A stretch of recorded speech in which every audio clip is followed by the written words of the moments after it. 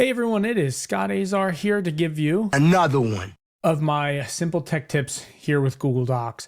So gone are the days where students had a Google Doc with a bunch of different headers, and sometimes those documents get really long and you have to shuffle through pages, or maybe you had separate documents and they had to navigate through a bunch of links. You don't have to do that anymore with Google Docs. They now have a Documents tab, which if you look at the side here, is going to be a really nice feature.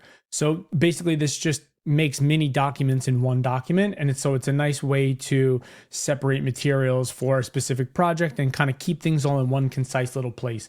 So you'll see here, I have background information for a volcano project. And one of the things, as you want to add these documents tabs, you can double click them and rename them very easily. I just double clicked it and it actually suggested the name. But if I go actually scroll down to this bottom part here, you'll notice another tab comes up that says tab 4, and that actually brings me to a separate document. So it's still in my Google Doc, but it's almost like it's its own mini document. And here I can have students track progress, or maybe you're doing some planning with your co-teachers or something, or you're mapping out a unit and you want to keep all your lessons kind of in one giant Google Doc. This would be a great way to do this now, because you can also use bookmarks to link it back to the page that you want. And if you want to see how to do that, check out my other YouTube video on that. And so here again, I could just click this. And sometimes if you double click them, like I forgot to put the heading on here.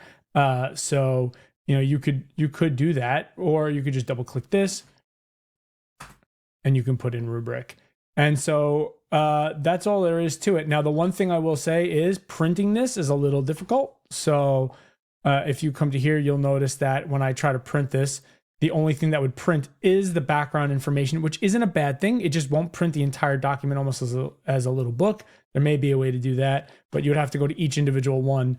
So that could be a good thing, could be a bad thing, but either way, a great little feature. And I hope you find this useful. Check out plenty of my other tech tips on Azar Science's YouTube channel.